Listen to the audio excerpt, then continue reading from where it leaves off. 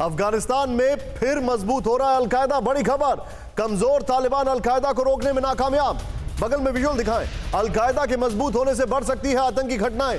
जिस इंसान को आप देख रहे हैं, यह अफगान फौज का कमांडर है, पूर्व अफगानी कमांडर सामी सादत का दावा। मैं सीधे चलूंगा कसवर भाई के पास। कसवर भाई, अलकायदा के फुटप्रिंट्स अफगानिस्तान में क्या बढ़ रहे हैं? निशांत भी, आपको याद होगा कि हम 1.5 हफ्ता पहले हमने खुलासा किया था, आपने बड़ा बेहतरीन क्वेश्चन किया था, उसमें थोड़ी बहुत मेरी इनपुट शामिल थी। बहरहाल क्रेडिट गोज टू यू कि हमने देखा था कि वहां पे रेजिस्टेंस फोर्स जो है वो बहुत ज्यादा मजबूत हुई है। ISKP उसके साथ जाके मिली है। जब ये दोनों आपस में मिले हैं तो आपने बात की कि क्या कसवर भाई इसमें कोई तीसरा भी फैक्टर है? तो वो तीसरा फैक्टर आज आप बता रहे हैं कि वाकई ऐसा है। ये मुकम्मल तौर पर मजबूत हो चुके हैं और अमेरिकन भी इस चीज को बड़े अच्छे से जानते हैं। आपको याद होगा 2 दिन पहले जब इस्लामाबाद में एक बैठक हुई है, अमेरिकन भी शामिल हुए इसमें, तो उसका कारण यही था कि हमारा जनाब हमारा अफगानिस्तान के अंदर जो एक मिशन था वो अभी इनकम्प्लीट है, तो उसके भी खुलासे हुए हैं। तो आपने जो बात की है 100%। अच्छा, मैं कसवर भाई आपसे एक और चीज जानना चाहूंगा, एक और एनालिसिस आप मुझे बताइए। अलकायदा के एक बड़े नेता ने तालिबान को जीत की बधाई दी है। सीधे दिखाएं वो खबर। अलकायदा नेता खालिद बतरफी ने वीडियो जारी कर बधाई दी है, एक इंटरव्यू जारी किया है। सीधे दिखाएं जरा वो। यह अकेले तालिबान की जीत नहीं बल्कि उम्माह की जीत खालिद बतरफी ने बताया है। तालिबान को जीत दिलाने के लिए अल्लाह का शुक्रिया, खालिद बतरफी ने कहा है। मैं चाहूंगा सिर्फ ये ब्रेकिंग और विजुअल के साथ। कसवर भाई, उम्माह क्या होता है और ये क्या बताना चाह रहे हैं?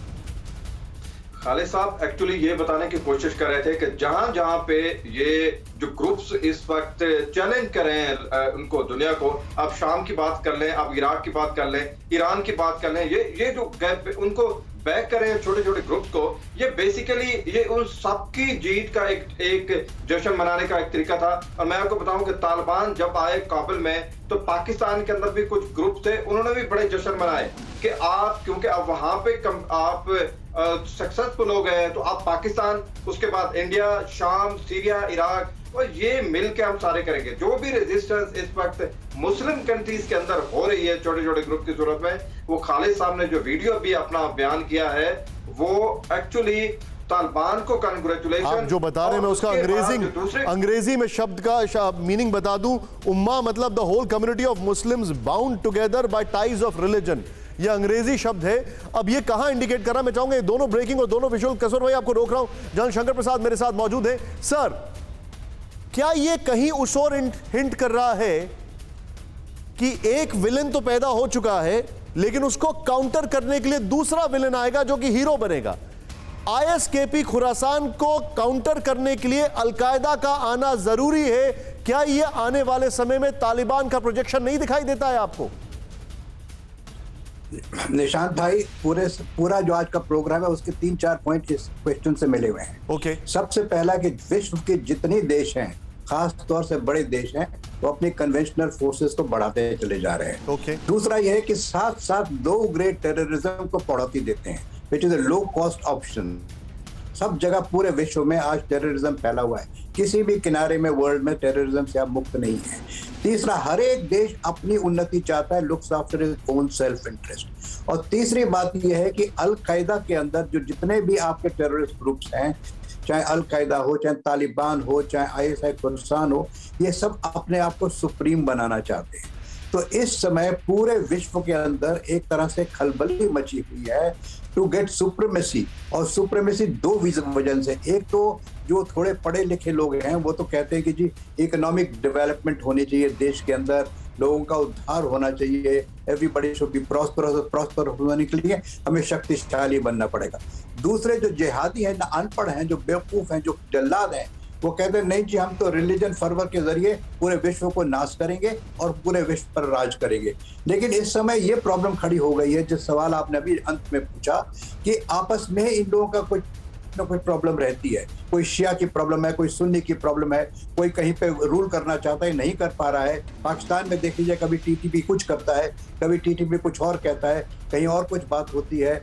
और एक बात मैं अंत में जरूर कह दूं, जो शुरू से मैं कहना चाह रहा था कि चाइना भी इसमें कहीं पीछे नहीं। पुष्पेश साहब ने बिल्कुल सही कहा था बीच कि China is also adopting A low cost option of promoting terrorism.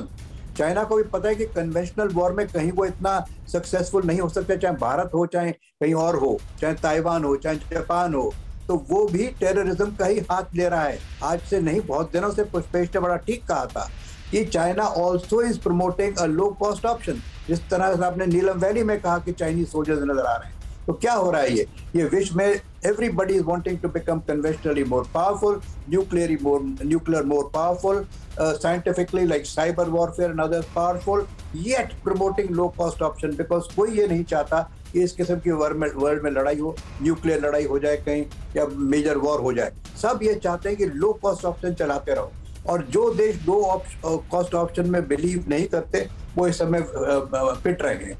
तो ये लो कॉस्ट ऑप्शन जो है ये एक नया टर्म बन गया है विश्व के अंदर।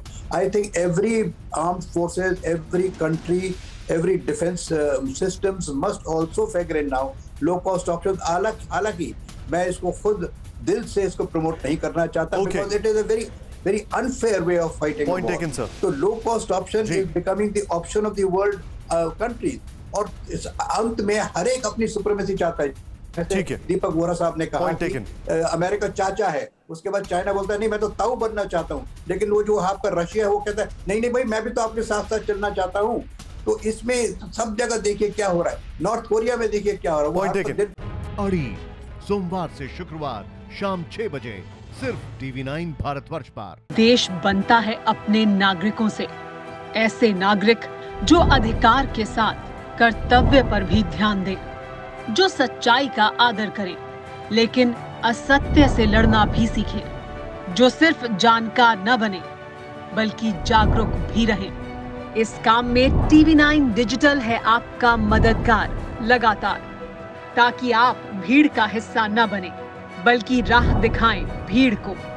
देखते रहिए TV9 डिजिटल।